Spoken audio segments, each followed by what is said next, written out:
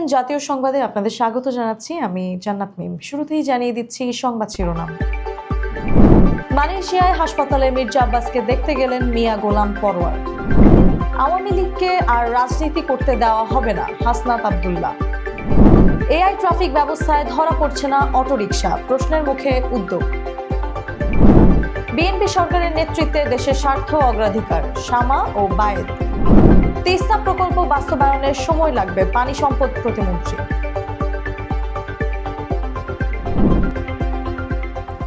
এতক্ষণ শুনছিলেন শিরোনাম, এবারে বিস্তারিত। মালয়েশিয়ায় চিকিৎসাধীন বিএনপির স্থায়ী কমিটির সদস্য মির্জা আব্বাসের শারীরিক অবস্থার খোঁজ নিতে হাসপাতালে যান জামায়াতের সেক্রেটারি জেনারেল মিয়া গোলাম পরোয়ার।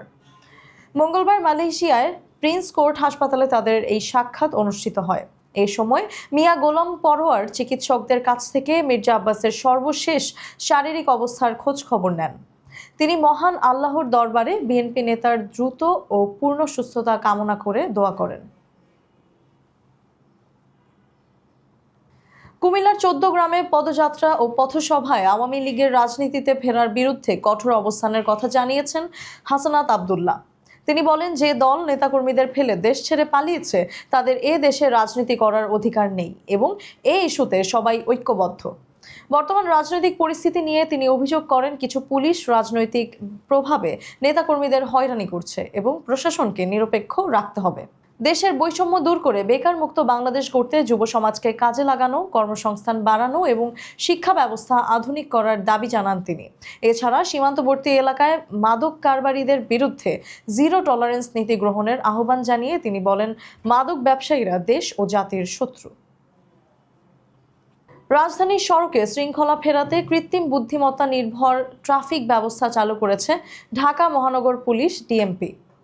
শাহবাগ, কারওয়ান বাজার, গুলিস্তান সহ গুরুত্বপূর্ণ মোড়ে বসানো এআই ক্যামেরা লাল বাতি অমান্য, উল্টো পথে চলাচল সহ নানা ট্রাফিক অপরাধ সক্রিয়ভাবে শনাক্ত করছে। এর মাধ্যমে বাস, প্রাইভেট কার ও মোটরসাইকেল চালকদের মধ্যে আইন মানার প্রবণতা বাড়লেও অটোরিকশা এই নজরদারির বাইরে রয়ে গেছে।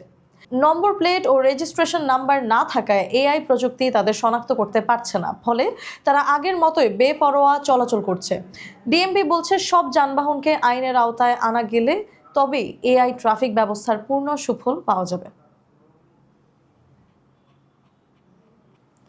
যুক্তরাষ্ট্র সফরে ওয়াশিংটনে একাধিক গুরুত্বপূর্ণ বৈঠকে অংশ নিয়েছেন পররাষ্ট্র প্রতিমন্ত্রী শামা ওবায়েদ ইসলাম।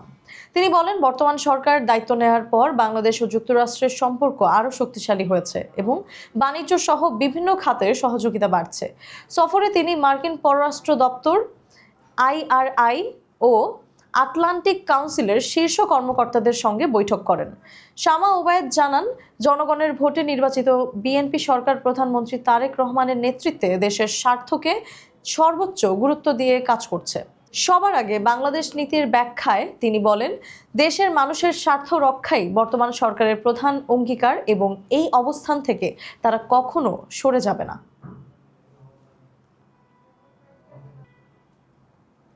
তিস্তা মহাপরিকল্পনা বাস্তবায়নে উত্তরবঙ্গের মানুষকে ধৈর্য ধরার আহ্বান জানিয়েছেন পানি সম্পদ প্রতিমন্ত্রী ফরহাদ হোসেন আজাদ। তিনি বলেন, ফারাক্কা চুক্তি নবায়ন, পদ্মা ব্যারেজ ও তিস্তা মহাপরিকল্পনা, এই তিনটি বড় চ্যালেঞ্জ নিয়ে কাজ করছে সরকার।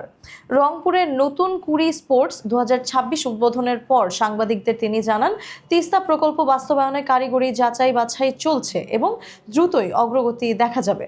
এ সময় তিনি খেলাধুলার গুরুত্ব তুলে ধরে বলেন, তরুণদের মাদক ও সামাজিক অবক্ষয় থেকে দূরে রাখতে ক্রীড়া চর্চার বিকল্প নেই। তিনি অভিভাবকদের উদ্দেশ্যে বলেন, পড়াশোনার পাশাপাশি সন্তানদের খেলাধুলায় উৎসাহ দিলে তারাও ভবিষ্যতে জাতীয় ও আন্তর্জাতিক পর্যায়ে দেশের মুখ উজ্জ্বল করতে পারবে। এই ছিল আজকের জাতীয় সংবাদ। নিয়মিত সংবাদ পেতে এফবিএন নিউজের সাথেই থাকুন। ধন্যবাদ।